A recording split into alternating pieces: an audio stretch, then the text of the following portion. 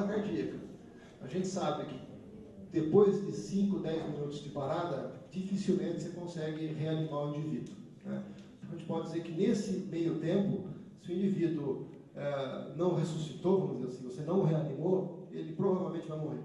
Então, tudo acontece nesse intervalo de tempo, dos primeiros minutos da parada cardíaca.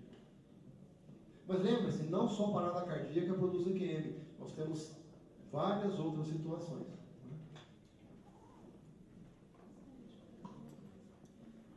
Alfredo, você comentou de um paciente suicida que descreveu uma experiência dessa, e eu tive uma paciente que tentou suicídio e teve uma experiência de quase morte. Ela ingeriu alta quantidade de anfetamina, teve um status epilético e ficou CTI e tal. Então, assim, não é que ela chegou a ter parada, mas depois, então aí um dia ela me relatou. Ela era uma paciente suicida, que tinha tentativas suicidas recorrentes, e a experiência dela também não foi terrível. Foi uma coisa assim, tipo, ó, você teve uma segunda chance, agora vê se faz as coisas direito. Ela disse que na experiência, ela ouviu uma voz, ela não tinha nenhuma crença religiosa, ela viu a vida dela toda passando, e ouviu uma voz que disse para ela o seguinte: você não vai ficar, você vai voltar. Só que agora você tem que agir diferente, porque você está fazendo isso com seus pais, com seus irmãos, nananana.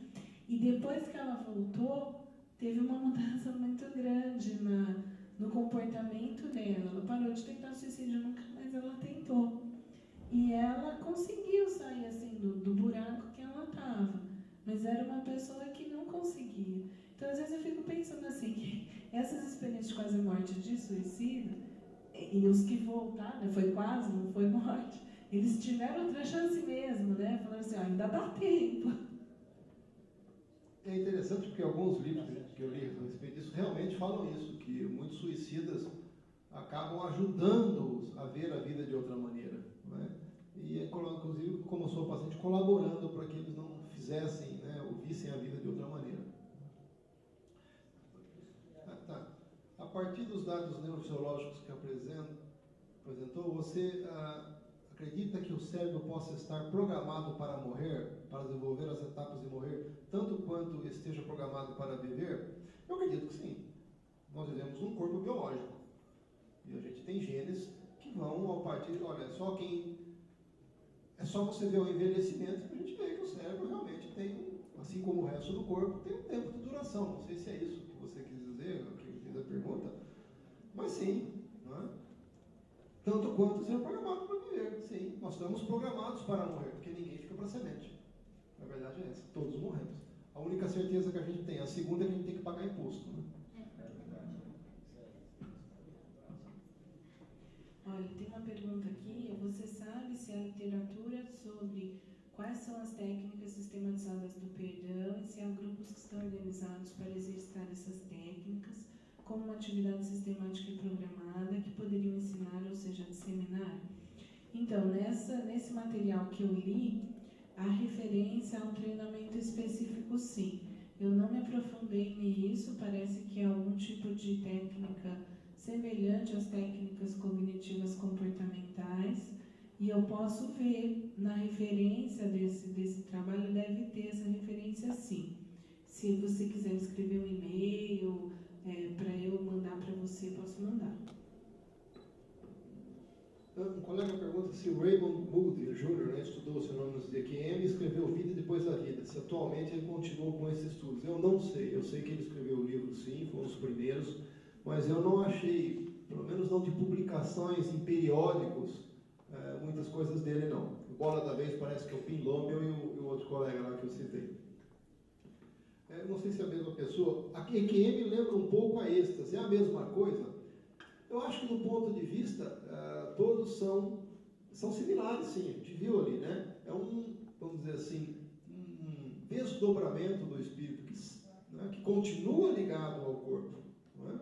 Então, é similar, podemos dizer que não é a mesma coisa, porque êxtase é um estado, vamos dizer, fisiopsíquico muito distinto do estado fisiopsíquico da parada cardíaca, né? Mas ambos terminam acredito eu, né, na mesma situação, né, um desligamento parcial do espírito do corpo, por assim dizer. Bom, essa pergunta aqui é um pouco mais específica de psicologia, eu vou tentar responder de uma forma um pouco mais geral, mas depois, se a pessoa quiser conversar comigo mais especificamente, eu estou à disposição. Você localizaria um substrato espiritual para os arquétipos de Jung, como eu comentei sobre os arquétipos? Caso afirmativo, onde você o apontaria? Espírito, perispírito, mediunidade difusa, vida na erraticidade, aprendizado de vidas passadas? Então, assim, olha, eu, como espírita, acho que muitos conceitos do Jung casam bastante com alguns conceitos da doutrina espírita. Mas isso daí é uma interpretação minha, tá? Agora, muitas pessoas que eu conheço, que trabalham com Jung, acham que, por exemplo, o inconsciente coletivo seria, por exemplo, esse patrimônio da humanidade, poderia ser o mundo espiritual, tá? Quer dizer, qualquer um de nós tem acesso, trazemos de outras vidas e podemos ir buscar também nos desdobramentos transitórios informações que a gente não teria. Também se fala dessa hereditariedade, de ancestralidade. Há quem diga que, por exemplo, o seu ancestral pode ter sido você, né? Então você traz essa bagagem ancestral porque você já viveu outras vezes. Mas eu acho que sim, mas isso é uma discussão mais complicada.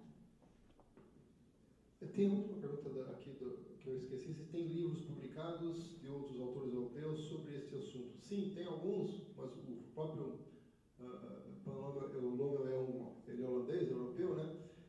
Se alguém quiser anotar o meu e-mail e mandar, eu posso mandar depois, é simples, é alfredo@fmrp, né, de Faculdade de Medicina de Ribeirão Preto.usp.br. Tá? Agora tem uma pergunta que é para ambos os expositores. Conhecem algum estudo sobre saúde mental e física em relação à prática mediúnica? Eu acredito que aqui a física não é saúde física, é física, a ciência da física, é isso? Ah, sim. Bom, como eu disse, a gente não tem muita coisa publicada nisso no Brasil. E existe, a doutora, eu acho que Marlene Nobre tem um artigo de revisão, na verdade é uma revisão sistemática, onde ela publica alguma coisa, mas não é em si uma investigação científica dela, né? São alguns aspectos que ela relaciona entre alguns estudos feitos e o espiritismo. Não sei se essa era a coisa. Sobre mediunidade especificamente, eu não conheço nada. Tem uma outra pergunta aqui. Por que o uso de alucinógenos leva a experiências religiosas? Há um contato com o mundo espiritual? Há um despertar da mediunidade? Olha, sobre isso, não há uma explicação bastante consistente do porquê existe a vivência, a experiência religiosa durante um transe induzido, um estado alterado de consciência, se chama, induzido por substância. Existe uma questão muito importante que é a seguinte: nós, na nossa sociedade, temos muita dificuldade de vivenciar o sagrado.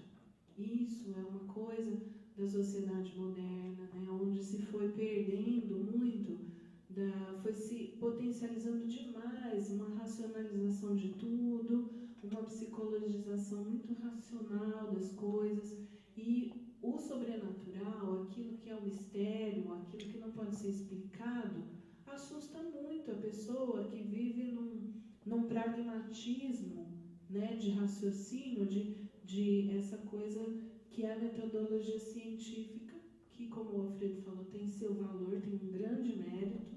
Acho que muitos de nós estamos vivos hoje porque existe esse tipo de ciência. Mas, enfim, muitas pessoas se utilizam de substâncias que tiram a pessoa dessa, vamos dizer assim, que abaixa a guarda e que a pessoa consegue, então, se deixar levar. Eu não sei, eu acho que muitas vezes uma pessoa que que tem um canal de mediunidade, que tem uma facilidade, mas não consegue permitir vivenciar isso, às vezes pode ingerir uma substância e conseguir se libertar e ter um contato mesmo espiritual. O que se sabe, o que se vê é que essas experiências elas são mais espirituais quando existe um contexto religioso, cultural em que ela é usada. Por exemplo, o uso da mescalina. Tem um livro sobre isso do Carlos Castaneda, que chama A Erva do Diabo, e que ele foi aprender com os índios da América Central, do México, que usam a mescalina como ritual. Agora, isso faz parte de todo um contexto deles, é assim que eles se comunicam com o sagrado. Não é assim que nós nos comunicamos com o sagrado. Então é complicado, por exemplo, o uso que as pessoas estão fazendo da ayahuasca, que é o santo daime, sem preparação, inclusive fora de contexto, porque não é o nosso contexto aqui, o contexto amazônico, tá? Lá pode até ser que sim, mas aqui não é. Então chegou até a acontecer um crime, né? Acho que as pessoas se lembram do assassinato do Glauco, que foi induzido por isso, acho que sim. É uma coisa que tem dúvidas. Então, tem outra aqui, se uma pessoa bate a cabeça no acidente, danifica o cérebro, não consegue mais agir e pensar normalmente, isso é uma causa física. Existe uma loucura onde o físico está normal e o espírito é que está doente?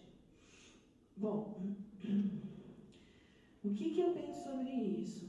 Eu penso que sempre a gente tem na doença mental uma manifestação física, tá? Nós temos uma manifestação de um cérebro que está sofrendo. Enfim, como o Alfredo falou, a experiência de quase morte, a experiência de um cérebro morrendo, nós temos na doença mental uma experiência de um cérebro que está tendo uma alteração disfuncional. A causa, o início disso, se está relacionado a uma causa espiritual, um obsessor, um aprisionamento num padrão de funcionamento de uma vida anterior, usando a terminologia para nós, que somos espíritas, isso pode ser relevante para a pessoa que está vivendo. Mas meu cérebro me afeta, não é? Então não dá. Se você está doente, tem que tomar um remédio. Alfredo, F de faca, M de melancia, R de Ribeirão, P de preto, .usp, USP, né? .br. Tá bom? Obrigado. Bem, caminhando para o nosso encerramento, mais uma vez, nossos agradecimentos a Célia, ao Alfredo, pela valiosa contribuição que trouxeram, assim como os que os antecederam. Lembrando um dado importante do currículo de ambos, como da Nilza, que são membros do Caminhos para o Espiritismo, uma associação aberta a novas filiações. Para o nosso encerramento, eu fui buscar uma mensagem do Eusébio, no Mundo Maior, onde ele prepara os nossos irmãos desencarnados para o trabalho que vem a seguir, no sentido de prestar o socorro aos nossos irmãos encarnados, na loucura e em tantos outros males na mente. Pouco antes, o André ouviu a seguinte afirmação: o acaso não opera prodígios. Há que trabalhar, brunir, sofrer. A mensagem de Eusébio. Senhor da vida, abençoa-nos o propósito de penetrar o caminho da luz.